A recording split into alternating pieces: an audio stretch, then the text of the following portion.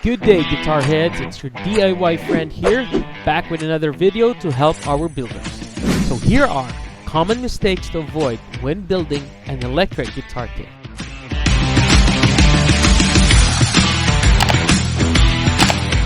While guitar kits offer a relatively inexpensive way to get into guitar building, it can quickly become expensive and time-consuming if you run into problems. Let's face it, if you are going to the trouble of building your own electric guitar, chances are you want an instrument you can be proud of to call your own. We have listed some common mistakes below in the hope of helping others avoid some of the more common pitfalls. Is anything missing? The first thing you should always do is double check the various parts and electrical components. It's a real hassle if you discover you are missing a vital component in the middle of your build. For this reason, we always recommend to dry fit not just the neck but the pickups, the pickguard, and the rest of the parts. Glue in necks. There are a number of things that can go wrong when setting your neck. Most guitar kits are bolt-on, and this will help you stay out of trouble, generally. But if your guitar is a set neck, then you need to get your scale length correct and make sure you are using a decent glue. Also, make sure to use cardboards or timber blocks when clamping to avoid damaging the neck. Remember to let the neck sit for at least 12 to 24 hours and only use an appropriate amount of glue. Do not use excessive glue, and you should be aiming for neck against body timber. Cutting your headstock.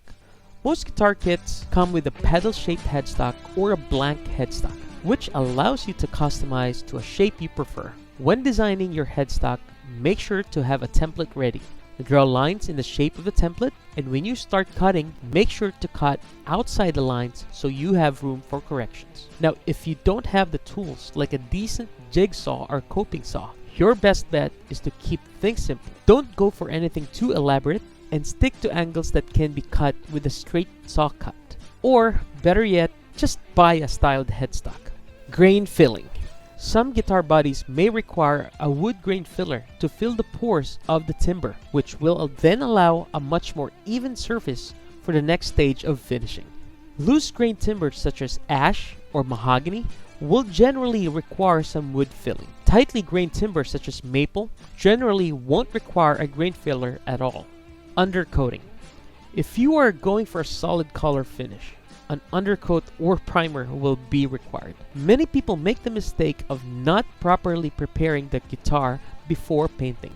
This is a huge mistake because any blemishes left on the timber will be more obvious after every coat you add to the surface of the guitar. The sole reason for undercoating is to provide a good surface for finishing. Finishing and painting.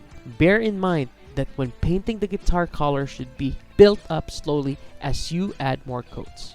There are a couple of reasons for doing this. Number one, to avoid paint runs due to applying thick layers of heavy coats of paint. Number two, to protect the guitar while allowing the natural tone of the guitar to shine.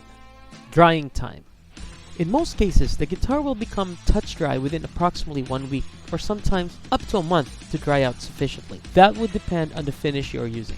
So be careful when you start buffing your guitar and try not to be hard on it. Guitar wiring. Another huge area of trouble is getting the electronics wired correctly. Some kits avoid this issue as they are pre-configured with simple snap-in-place connections. Some models like the S-style and the T-style guitar kits will come with most of the wiring already done, leaving you with just a small amount of soldering to complete the job.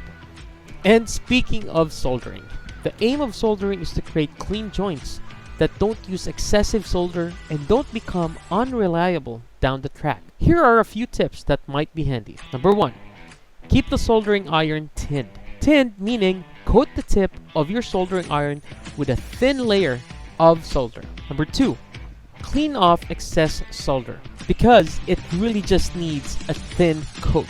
Number three, tin all the connections. So before you start soldering, make sure to do this. Number four, don't let the soldering iron get too hot. Molten lead is going to be hard to work on. Number five, heat the area to be soldered. When you are ready to solder, make sure to transfer heat on the connection first before application. That's all for now, folks. I hope you enjoyed this video. Till next time, rock on!